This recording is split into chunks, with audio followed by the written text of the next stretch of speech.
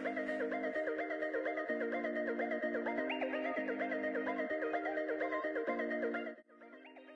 friends, welcome back to our channel Beauty with Ease. நான் பூர்ணி. ரொம்ப நாள் ஆச்சு இந்த வார்த்தையெல்லாம் சொல்லி அப்புறம் கேமரா முன்னாடி உட்காந்து உங்ககிட்ட பேசுற மாதிரி நான் பேசி ரொம்ப நாள் ஆகுது. நான் லாஸ்ட் வீடியோல வந்து மென்ஷன் பண்ணியிருந்தேன், அட் த எண்ட் வந்து மென்ஷன் பண்ணியிருந்தேன் அதனால வந்து நெக்ஸ்ட் ஒரு 1 or 2 monthsக்கு வந்து வீடியோ எடுக்க முடியாது அப்படின்ட்டு. அண்ட் ஆல்சோ போஸ்ட்ல கூட நான் மென்ஷன் பண்ணியிருந்தேன்.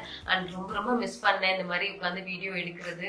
அண்ட் 1 monthக்கு அப்புறம் எங்க வீட்டுக்கு வந்திருக்கேன். மெயினா வந்து நான் வீடியோ எடுக்கணுங்கிறதுக்காகவே ஒரு 1 week வந்து இங்க வந்திருக்கேன்.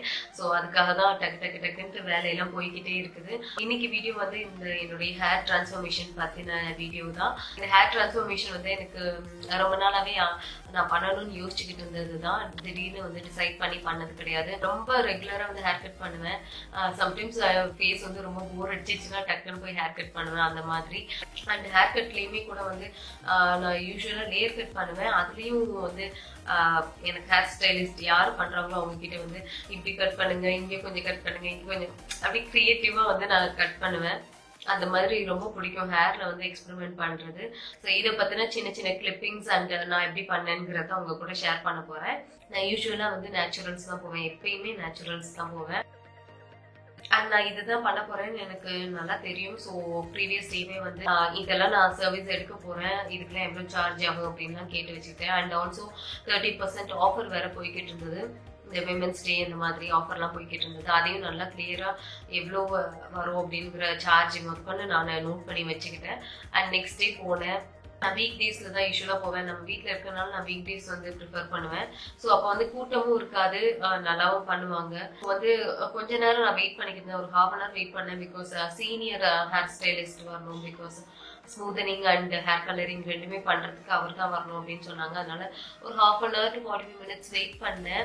எனக்கு வந்து பட்ஜெட் லிமிட் இருக்குது. ஸோ இதுக்குள்ளதான் எனக்கு எல்லாமே பண்ணணும் அப்படிங்கிறதையும் மென்ஷன் பண்ணிட்டேன். அதனால அவரும் வந்து கிளியரா உங்களுக்கு வந்து இதெல்லாம் பண்றேன், இவ்வளோ ஆஃபர் பண்ணி தரேன் அப்படின்னு சொல்லி ஓரளவுக்கு ஃபைனலா வந்து இவ்வளோ அமௌண்ட் அப்படிங்கிற கன்க்ளூஷனுக்கு வந்தாச்சு. ஹேர் கட்க்கு வந்து லேயர் கட் சொல்லியிருந்தேன் அவர்கிட்ட. எனக்கு வந்து கொஞ்சம் முன்னாடி வந்து கிரியேட்டிவா லேயர் கட் வேணும், பின்னாடியும் வேணும் அப்படின்னு சொன்னேன். பட் அவர் வந்து நீங்க எனிவே ஸ்மூதனிங் பண்ண போறீங்க, உங்களுக்கு எதுவுமே தெரியாது, அதனால நான் லைட்டா பண்றேன் அப்படின்னு சொன்னாரு. ஓகே அப்படின்னு நானும் கன்வின்ஸ் ஆயிட்டேன். ஃபர்ஸ்ட் வந்து ஹேர் கட் பண்ணல, எனக்கு ஹேர் கலரிங் தான் பண்றதுக்கு அவங்க வந்து ரெடி பண்ணிக்கிட்டு இருந்தாங்க. ஸோ ஹேர் கலரிங்க்கு வந்து என்கிட்ட ஐடியா கேட்டாங்க, நீங்க ஏதாச்சும் ரெஃபரன்ஸ் வச்சிருக்கீங்களான்னு. நான் வந்து ஒரு 4-5 பின்ட்ரெஸ்ட்ல இருந்து எடுத்துட்டு போயிருந்தேன், நிறைய பென்ஸ் வந்து எடுத்துட்டு போயிருந்தேன். என்னுடைய ஸ்கின் டோனுக்கு வந்து ரொம்ப லைட் கலர்ஸ் போனா கொஞ்சம் ஓல்டர் லுக் வந்து கொடுக்கும். அதனால எனக்கு வந்து என்னுடைய ஸ்கின் டோனுக்கு மெயினா வேணும் அப்படின்னு சொன்னதுனால அவர் நான் கொடுத்ததுல ஒரு 2-3 நல்லா இருக்கும்னு சொன்னாரு. அண்ட் ஃபைனலா வந்து எனக்கு ரொம்ப பிடிச்ச ஒரு கலரிங்க தான் வந்து நான் சூஸ் பண்ணி அவர்கிட்ட காமிச்சேன். அவரும் வந்து ஓகே பண்ணிடலாம் அப்படின்னு சொல்லியாச்சு.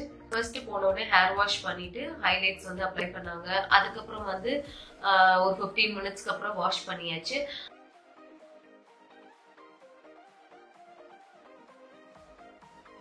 அந்த ஹைலைட்ஸ் பண்ணதோட வந்து எனக்கு ஹேர் கட் பண்ணாங்க. லேயர் கட் தான், ரொம்ப டீப் லேயர்ஸ் எல்லாம் பண்ணல, ஓரளவுக்கு சட்டிலா ஒரு 2-3 லேயர்ஸ் பண்ணாங்க. அப்புறம் ஃப்ரண்ட்ல கண்டிப்பா வேணும் அப்படின்னு சொன்னேன். அதனால வந்து இந்த இடத்துல அப்படி இதுல சரியா தெரியல, சென்டர் பார்ட்டிஷன் எடுத்தா நல்லா தெரியும். ஸோ பாத்தீங்கன்னா இந்த அளவுக்கு தான் அவர் வந்து லேயர் வந்து பண்ணாரு. இதுக்கு மேல வேண்டாம் அப்படின்னு சொல்லிட்டாரு. ஹேர் கட் பண்ணதுக்கு அப்புறம் ஸ்மூதனிங் பண்றதுக்காக ஸ்டார்ட் பண்ணாங்க. ஸோ அதுக்கு வந்து தேவையான கிரீம்ஸ் எல்லாம் அப்ளை பண்ணி ஒரு 15 to 20 minutes வந்து வச்சிருந்தாங்க. ஸோ அப்புறம் அதுக்கப்புறம் வந்து திருப்பியும் ஹேர் வாஷ் பண்ணாங்க. அண்ட் வாஷ் பண்ணதுக்கு அப்புறம் வந்து யூஸ்வலா நம்ம ஸ்மூதனிங் பண்றதுக்கு ஸ்ட்ரைட்னர் வச்சு அவங்களுடைய ப்ரொஃபஷனல் இதை வச்சு நல்லா ஸ்ட்ரைட்னிங் பண்ணாங்க. ரொம்ப ப்ரொஃபஷனலா பண்ணாரு. ஆக்சுவலா நான் நிறைய டவுட் கேட்டுக்கிட்டே இருந்தேன், எதுக்கு ஃபர்ஸ்ட் கலரிங் பண்றீங்க, ஹேர் கட் பண்ணிட்டு பண்ணா ப்ராடக்ட் வேஸ்ட் ஆகுதுல அப்படி இப்படின்னு நிறைய கேள்வி கேட்டுட்டே இருந்தேன். அவரும் நல்லா கிளாரிஃபை பண்ணிட்டாரு, நல்லா பேசினாரு. அவரு ரொம்ப வருஷமா வந்து இந்த ஃபீல்டுல இருக்கிறதா சொன்னாரு. அண்ட் நிறைய டிவி ஆக்ட்ரஸஸ்க்குலாம் இவர் தான் சர்வீஸ் பண்றதா சொன்னாரு. சூப்பர் சிங்கர் ஆங்கர் பிரியங்காவுக்கும் அவர் தான் ரீசெண்டா பண்ணதா சொன்னாரு. அவர் நேம் இர்ஃபான். அந்த ஸ்மூதனிங் பண்ணதுக்கு அப்புறம் அகைன் வந்து அதே இதுல வந்து எனக்கு குளோபல் ஹேர் கலரிங் பண்ணாரு. ஆக்சுவலா எனக்கு 2 கலரிங் பண்ணாங்க. ஃபர்ஸ்ட் வந்து ஹைலைட்ஸ் பண்ணிட்டு அதுக்கப்புறம் வந்து ஸ்மூதனிங் பண்ணதுக்கப்புறம் குளோபல் ஹேர் கலர் பண்ணாங்க. ஸோ ஃபைனலாக குளோபல் ஹேர் கலர் பண்ணிட்டு அதுக்கப்புறம் ஒரு 20-15 மினிட்ஸ்க்கு அப்புறம் திருப்பி ஹேர் வாஷ் பண்ணாங்க. டோட்டலா எனக்கு வந்து 4 to maximum 5 டைம்ஸ் வந்து ஹேர் வாஷ் பண்ணாங்க. ஸோ அதோட எஃபெக்ட் தான் எனக்கு பயங்கர கோல்டு. பிகாஸ் ஏசிலேயே நான் போனப்போ 12 o'clock ஆரம்பிச்சு ஒரு 12:30 to 1 o'clockல ஆரம்பிச்சிருப்பாங்க. முடிக்கிறப்போ வந்து 6:30 ஆயிடுச்சு. கண்டினியூஸா ஒரு 5.5 from 6 hours கிட்ட வந்து நான் ஏசிலேயே தலையில அந்த ஈரத்தோடயே இருந்தது. பயங்கரமா தலைவலி அண்ட் கோல்டு எல்லாம் வந்துருச்சு. ஸோ ஒரே நாள்ல எல்லாமே பண்ணதுனாலதான் இவ்வளவு ப்ராப்ளம்னு நினைக்கிறேன். அண்ட் பயங்கரமா நெக் பெயின் வர ஆரம்பிச்சிருச்சு எனக்கு. அந்த வாஷ் பண்ணிட்டு இப்படி பண்றது ரொம்ப நெக் பெயினா இருந்துச்சு. ஹலோ ஃப்ரெண்ட்ஸ், இன்னைக்கு வந்து நான் ஹேர் ஸ்மூத்தனிங் பண்ணதுல இருந்து 3rd day. ஆக்சுவலாக 3rd day வந்து ஹேர் வாஷ் பண்ண சொல்லுவாங்க.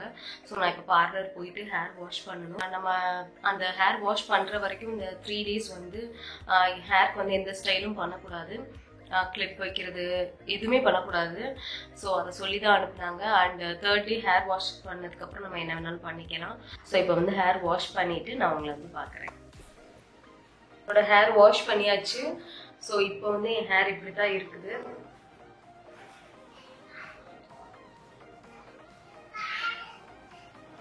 ஹேர் வாஷ் பண்ணதுக்கு அப்புறம் கேட்டேன், ஓகே இனிமேல் வந்து நான் எப்பயும் போல கிளிப்லாம் போடலாமா, ஹேர் ஸ்டைல்லாம் பண்ணலாமா அப்படின்னு கேட்டேன்.